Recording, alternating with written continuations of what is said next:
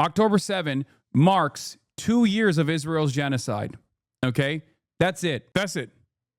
2 years. Yeah, Zoran came out and made this statement. 2 years ago today, Hamas carried out a horrific war crime, killing more than 1,100 Israelis and kidnapping 250 more. I mourn these lives and pray for the safe return of every hostage still held and for every family whose lives were torn apart by these atrocities.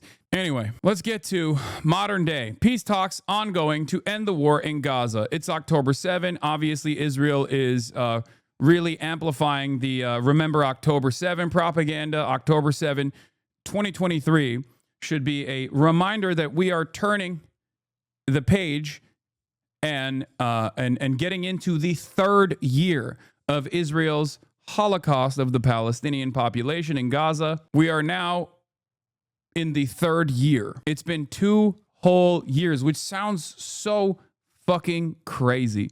When you think about it, you're like 2 entire years. 2 entire years. October 7, 2024 was the first year of Israel's genocide of the Palestinians. And October 7, 2025, today, is the end of the second year. This morning marks 2 years since the horror of October 7th, when thousands of Hamas militants stormed into Israel, massacring nearly 1,200 people, taking 251 hostage.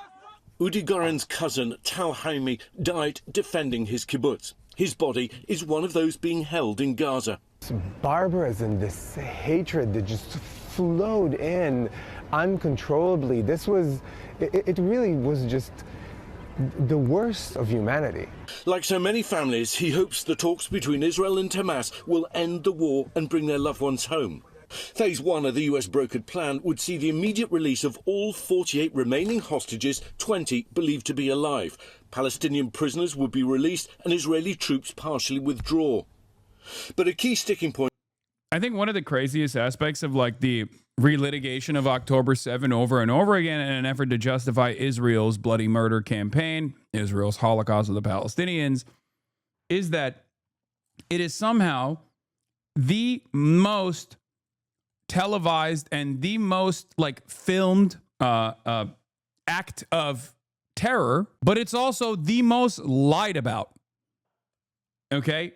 Because there are things that you can point to that are active, like war crimes, right?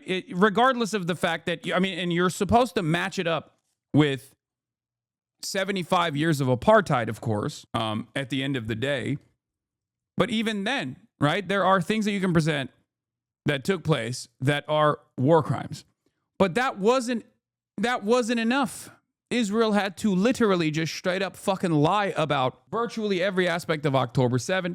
And not only that, but also still to this fucking day, there have been admissions of the Hannibal Directive being utilized on October 7 on the Israeli civilian population, both with the people that were escaping the Nova Festival and also certainly in the kibbutzim. We still do not have any conclusive evidence. No investigations have been taking place on the Israeli side that directly points to how many the IDF actually ended up killing of their own civilians and their own military members as well. Shocking. It's been 2 fucking years and we still do not know. We do know that the Hannibal Directive was applied. And for those of you who don't know, Hannibal Directive not used, lie. 40 beheaded babies, lie. Bombing of a hospital, lie. Yeah. But it is remarkable, to me at least. It is remarkable to me that there are still so many questions left unaddressed, left unanswered. People still turn around and say, 1,200 Israelis were killed, making it seem as though every single person was a civilian. That's not the truth, obviously. The Hannibal Directive, for those of you who still are oblivious to it, is an Israeli military doctrine that dictates that it is better for Israel, the armed forces, to kill an Israeli that has been captured by the resistance forces than it is to leave them alive and allow them to be a bargaining chip for leverage in the hands of the resistance forces. It sounds insane, but it is straight up a part of Israeli military protocol. And not only is it a straight up part of Israeli military protocol, It was absolutely utilized on October 7. We know this because the defense secretary at the time, Yoav Gallant, international war criminal Yoav Gallant, openly admitted to the utilization of the Hannibal Doctrine on October 7. It could come in phase 2, which demands Hamas disarm and relinquish control of Gaza. But President Trump optimistic about the chances of success. We're going to have a Gaza deal, I'm pretty sure, yeah. Growing numbers of Israelis now demanding an end to the war and the return of the hostages, among them the bodies of 2 Americans, Omar Nutra and Itai Chen. The deal could also bring an end to the suffering in Gaza. More than 67,000 Palestinians killed in this war, according to the Hamas-run health ministry.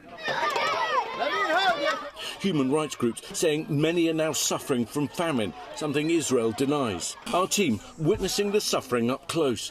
2-year-old Farazia Kabat dying of starvation Monday, according to local doctors. His father, Mustafa, told by doctors that his son hadn't survived after being admitted to the ICU just 5 days earlier. Millions of Palestinians and Israelis now desperate for a deal to finally end. It's hard to find the right words. It's beyond what anyone would ever want to imagine, much less, God forbid, experience. A baby, an infant, riddled with bullets, soldiers beheaded, young people burned alive. I could go on, but it's simply depravity in the worst imaginable way. Anthony Blinken, 12th of October, 2023. And what's been a long living nightmare. Well, those talks are now into their second day. The Qatari foreign minister just speaking, saying they lasted 4 hours yesterday. Everyone feels that it's still on track, hoping a deal by the end of the week. Michael? Yeah, we all hope for that. Thank you so much, Ian. We're going to be talking about trade. We're going to be talking about a lot of different things. We'll certainly be talking about Gaza. So what I'm learning is that the atrocity propaganda not only has a dual purpose, but the primary purpose is the overriding of their own atrocity by selecting the same crimes on October 7 because the consent had already existed amongst the G7/core already.